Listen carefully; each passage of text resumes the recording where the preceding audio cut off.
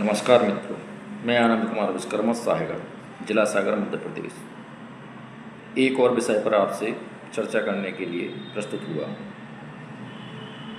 दोस्तों, मैं देखता हूँ आप लोग भी इस चीज़ से कभी तो शायद रूबरू हुए होंगे या शायद रोज ही होते हैं। जो गवर्नमेंट सर्वेंट हैं, पदाधिकारी, जो किसी न किसी पद पे हैं, उनका सम्मान करना,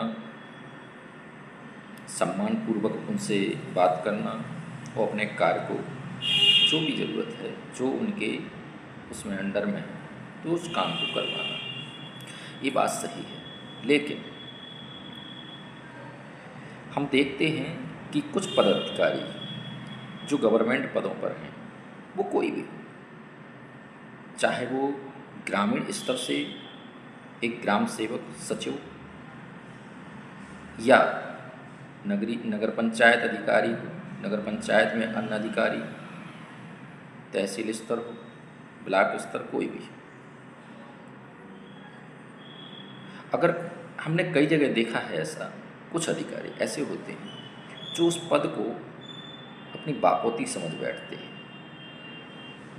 कि रजिस्ट्री में है वो पद उनके। जी नहीं, आप अधिकारी हैं, आप उस पद पर हैं, लेकिन गवर्नमेंट सर्वेंट हैं, आप याद रखिए।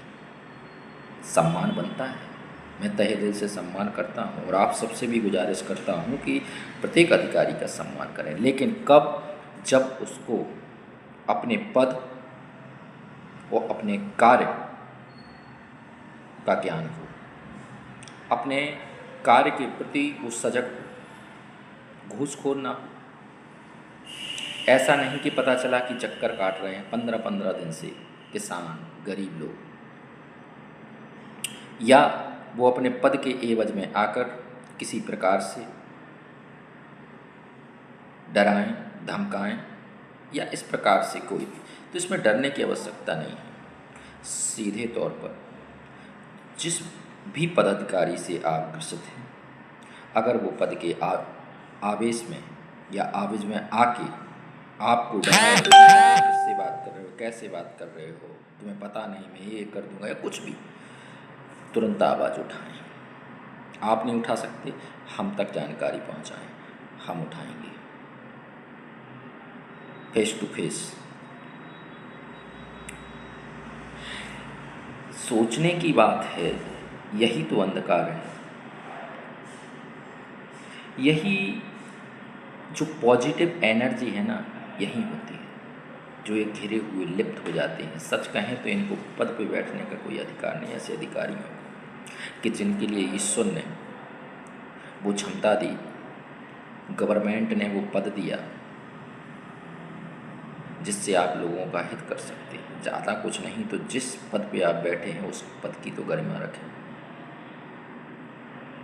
भूल जाते हैं आप। वो जैसे रावण है ना, अपने पावर, क्षमताओं के उसमें आकर वो भूल गया था कि हमसे भी ऊपर कोई है।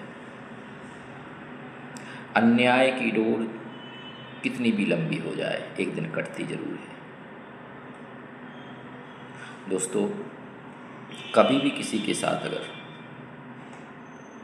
इस प्रकार का वाक्य आपके मान को हानि पहुंचे, आपसे अपशब्दता में बात की जाए, आपको डराया जाए, धमकाया जाए, आपको, अगर आप किसी चीज़ के पात्र हैं वो आपको ना मिले, घुमाया जाए किसी प्रकार से, तुरंत आवाज़ उठाएं। मैं और कुछ तो नहीं कह सकता, लेकिन इतना ज़रूर कह सकता हूँ कि इस प्रकार से किसी भी विषय पर अगर कोई लिप्त है, परेशान है, तो संपर्क करें, हम आपके साथ खड़े हैं। एक मानवता को रखते हुए आपके साथ खड़े हैं।